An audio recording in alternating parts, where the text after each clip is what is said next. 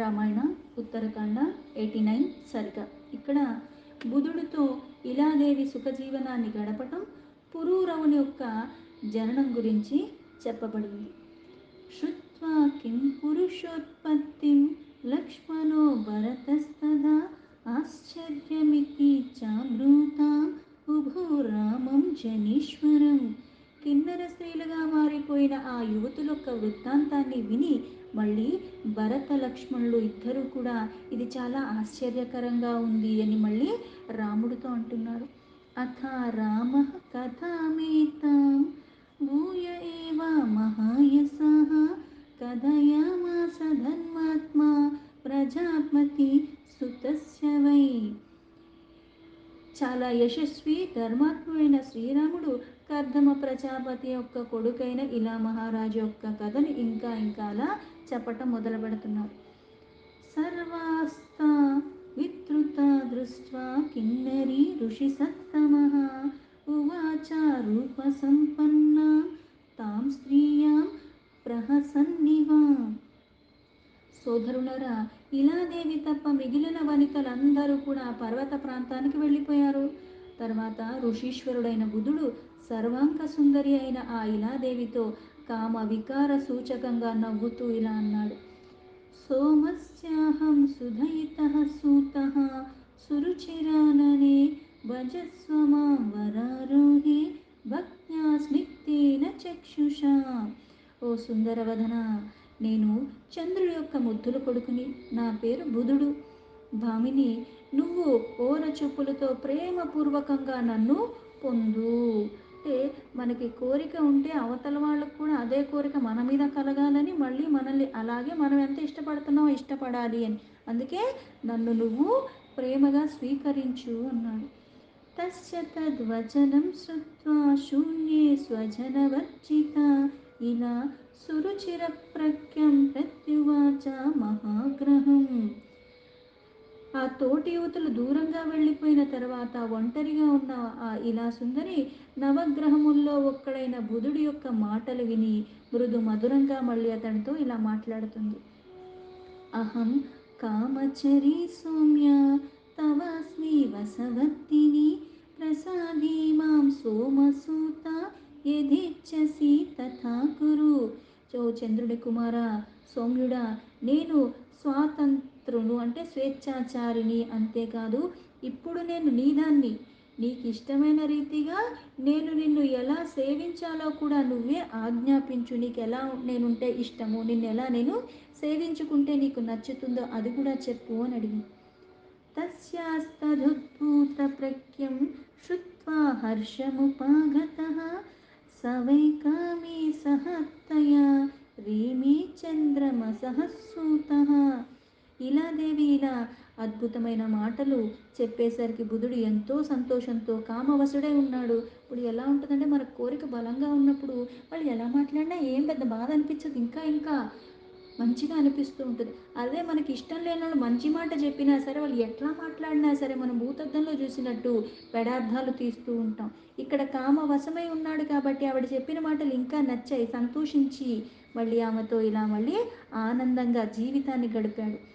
బుధస్య మాధవో మాసః తాం ఇలాం రుచిరాననాం గతో రమయతో అత్యర్థం క్షణవత్తస్య కామినః. ఇలా కామ పరతంత్రుడైన ఆహ్లాదకరమైన ముఖం గల ఆ ఇలాదేవితో సుఖంగా తేలుతూ ఉన్నారు. ఇద్దరు అంత చక్కగా గడిపేస్తున్నారు. ఇంకా ఇక్కడ మాధవ మాస అంటే వైశాఖ మాసం అంతా కూడా ఒక్క క్షణకాలంలో గడిచిపోయింది. అథ మాసేతు సంపూర్ణే పూర్ణేందు సదృశాననః ప్రజాపతి సూతః శ్రీమాన్ శయనే ప్రత్యబుధ్యథ. అలా పూర్తిగా ఒక మాసం గడిచిపోయిన తర్వాత నిండు చంద్రుడు వంటి ఆహ్లాదకరమైన మొహం గలవాడు కర్దమ ప్రజాపతి యొక్క సూతుడైన ఇల మహారాజు ఆ శయ్యం నుంచి నిద్రించి మేల్కున్నాడు. సో అపశ్యత్ సోమజం తత్ర తపంతం సలీలాసయే ఊర్ధ్వబాహుం నిరాలంబం తం రాజా ప్రత్యభాషత. అప్పుడు బుధుడు సరోవర జలముల్లో ఊర్ధ్వబాహువై ఎలాంటి ఆధారం లేకుండా తపస్సు ఆచరిస్తూ ఉన్నాడు. అంతటా ఇలా మహారాజు ఆయన్ను చూసి మళ్ళీ ఇలా అన్నాడంటే, స్త్రీ రూపం ఒక నెల అయిపోయింది, స్త్రీ రూపం పోయింది, పురుషుడి రూపంలోకి వచ్చేసాడు. భగవన్ పర్వతం దుర్గం ప్రవిష్టోస్మి సహానుగః నతు పశ్యామి తతత్సైన్యం క్వనుతే మామకాగతాః.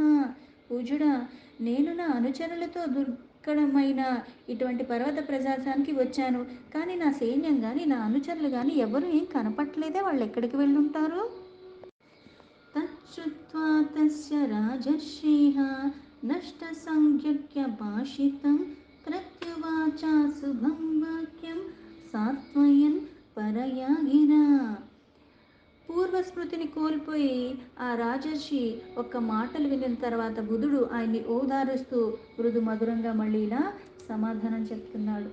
అశ్మవర్షేణ మహతా భృత్యాస్తే వినిపాతితాః త్వం చాస్సమపదే సుప్తో వాతవర్ష భయార్ధితః. మహారాజా, నీ అనుచరులు అందరూ కూడా వడగళ్లవానకు పడిపోయారు, మృతులైపోయారు. నువ్వు మాత్రమే గాలివానకు భయపడి ఈ ఆశ్రమంలో తలదాల్చుకున్నావు, నిద్రపోతూ ఉన్నావు అని చెప్పాడు. సమశ్వసీః భద్రంతే నిర్భయో విగతజ్వరః ఫలమూలాసనో వీర నివసేహ యథా సుఖం. వీరుడా, ఊరట చెందు, నీకు మేలు కలుగుతుంది. ఎలాంటి భయం లేకుండా నిశ్చింతగా ఉండు. ఇక్కడ దొరికే ఫలాలు ఇవన్నీ కూడా భక్షించి హాయిగా నివసించు అని చెప్పాడు.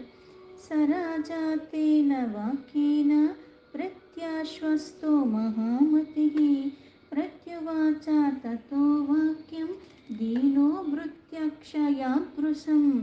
ప్రజ్ఞాశాలి అయిన ఆ మహారాజు బుధుడి యొక్క ఆ మాటలకి తేరుకున్నాడు. తర్వాత అతడు తన వాళ్ళందరినీ కోల్పోయినందుకు చాలా దుఃఖానికి లోనై మళ్ళీ ఆ బుధుడితో ఇలా అంటున్నాడు.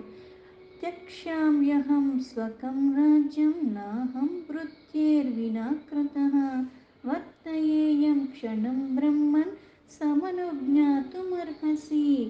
ఓ బ్రాహ్మణుడా, ఇంతమంది మృత్యుల్ని నేను తీసుకొచ్చానే, అలాంటిది వాళ్ళందరినీ కోల్పోయిన తర్వాత ఇంకా నాకు రాజ్యంతో పని ఉంది, దాన్ని కూడా నేను త్యాజించేస్తాను. ఇక్కడే ఒక్క క్షణం కూడా నేను ఇంకా ఉండలేను కూడా, అన్నీ వదిలేసుకుని వెళ్ళిపోతాను. సూతో ధర్మపరో బ్రహ్మన్ జ్యేష్ఠో మమ మహాయసాః శశబిందురితి ఖ్యాతః సమే రాజ్యం ప్రపత్స్యతే. నా ప్రయాణము అనుమతించు, అంటే మీరు ఆజ్ఞ ఇస్తే నేను ఇక్కడి నుంచి కూడా వెళ్ళిపోతాను. ద్విజవర, శశిబిందువు నా కుమారుల్లో కూడా పెద్దవాడు. ఆ యశస్వి ధర్మనిర్తుడుగా ఎంతో వాసిగాంచినవాడు. నహి శక్ష్యామ్యహం హిత్వా భృత్యదారాన్ సుఖాన్వితాన్ ప్రతివక్తుం మహాతేజః కించిదప్యశుభం వచః. అతడు నా రాజ్యాధికారాన్ని పొందగలడు, అందుకని అంటే పరిపాలన అక్కర్లేదు, నాకేమీ అక్కర్లేదన్నాడు. తినకక్కర్లేదు కానీ ప్రజలకు కావాలి కదా, అందుకని తన పెద్ద కొడుక్కి ఆ రాజ్యాన్ని అప్పచెప్పేస్తాను, తను పరిపాలిస్తాడు. కావున నేను రాజ్యాధికారాన్ని అంతా కూడా నా పెద్ద కొడుక్కి అప్పచెప్పేస్తాను. సుఖ సంతోషాలతో ఉండేది నా వాళ్ళు, అలాగే వాళ్ళ భార్య పుత్రుల్ని అందరినీ వదిలేసి నేను నిలవలేను. తథా బ్రువతి రాజేంద్ర బుధః పరమమద్భుతం సాత్వా పూర్వమధోవాచ వాసస్త ఇహ రోచతాం నా సంతాపస్త్వయా కార్యః కర్తమేయ మహాబల సంవత్సరోషితస్యేహ కారయిష్యామి తే హితం. కనుక మహాతేజస్వి, ఇలా నివసించటానికి నాకు ఇష్టం కూడా కలగట్లేదు, అందుకే నాకు ఇష్టం లేని పని చెయ్యమని నన్ను మాత్రం ఆదేశించద్దు. ఇలా మహారాజు ఇలా అద్భుతమైన మాటలు చెప్పగా ఆ బుధుడు అతన్ని ఓదారుస్తూ, రాజా, ఇక్కడ ఉండవలసిన పని ఏమీ లేదు, కానీ ఇక్కడ ఉండటం వల్ల నీకే మేలు కలుగుతుంది. బలశాలి అయిన కర్దముడు ఒక్క కొడుకువి నువ్వు ఇట్లా బాధపడకూడదు, నువ్వు ఇక్కడ ఒక్క సంవత్సరం ఉంటే నీకు మేలు చేకూరుతుంది అని చెప్పాడు. తస్య తద్వచనం శ్రుత్వా బుధస్య కృష్ణకర్మణః వాసాయ విదదే బుద్ధిం యదుక్తం బ్రహ్మవాదిన. క్లిష్ట కార్యక్రమాలు సైతము చాలా సులభంగా సాధించగలిగిన బుధుడు ఇలా చెప్పగా ఆ ఇలా మహారాజు ఆ బ్రహ్మవాది చెప్పిన ప్రకారంగా అక్కడ ఉండటానికి నిశ్చయించుకున్నాడు.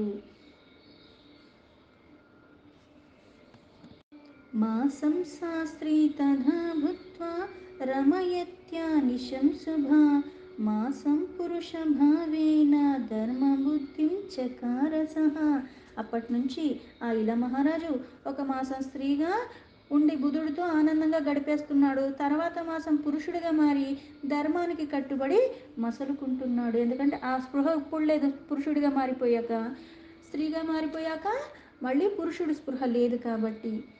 తతస్సా నవమే మాసి ఇలా సోమసుతాత్సుతం జనయామాస శుశ్రోణి పురూరావసముచితం. శుద్ధరమైన ఆ ఇలాదేవితో ఇలా బుధుడు గడిపిన తర్వాత 9 నెలల తర్వాత బుధుడి వలన ఆ ఇలాదేవికి ఒక కొడుకు కలిగాడు. తన పేరే పురూరవుడు. అతడు చాలా దృఢకాయము, సుందరమైన రూపం కలిగి ఉన్నవాడు.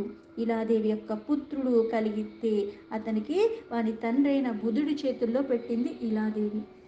జాతమాత్రం తు శుశ్రోణి పితృహస్యేన వేశయత్ బుధశ్చ సమవర్ణాభం ఇలా పుత్రం మహాబలం. అతడు తండ్రిని పోలి ఉన్నాడు. అలాగే ఉపనయనాది సంస్కారాలన్నీ నిర్వహించటానికి ఆమె తన కొడుకుని బుధుడి చేతిలోనే ఉంచేసింది. బుధస్తు పురుషీభూతం స వై సంవత్సరాంతరం కదాభిరమయామాస ధర్మయుక్తాభిరాత్మవాన్. జితేంద్రుడైన బుధుడు సంవత్సరం అంతా అయిపోయిన తర్వాత పురుష రూపంలో ఉన్న ఇల మహారాజు మనస్సుని ధర్మయుక్తములైన కథలతో వినోదింపచేయటం వచ్చాడు. అంటే వృత్తాంతం తెలిసింది. ఒక నెల స్త్రీగాను ఒక నెల పురుషుడిగా ఉంటున్నాడని గమనించాడు కాబట్టి ఆవిడతో గడిపిన తర్వాత మళ్ళీ ఇక్కడ భూత భవిష్యత్ వర్తమానాలు కూడా తెలిసినవాడు కాబట్టి 1 సంవత్సరం అక్కడ ఉండమని చెప్పాడు. అలాగే ఆ స్త్రీ రూపంలో ఉన్న ఆవిడకి మొత్తానికి 9 నెలల తర్వాత ఒక బిడ్డ కలిగాడు. దీంతో వాల్మీకి మహర్షి విరచితమైన ఆది కావ్యమైన శ్రీమద్ రామాయణంలో ఉత్తరకాండలో 89 సర్గ సంపూర్ణం.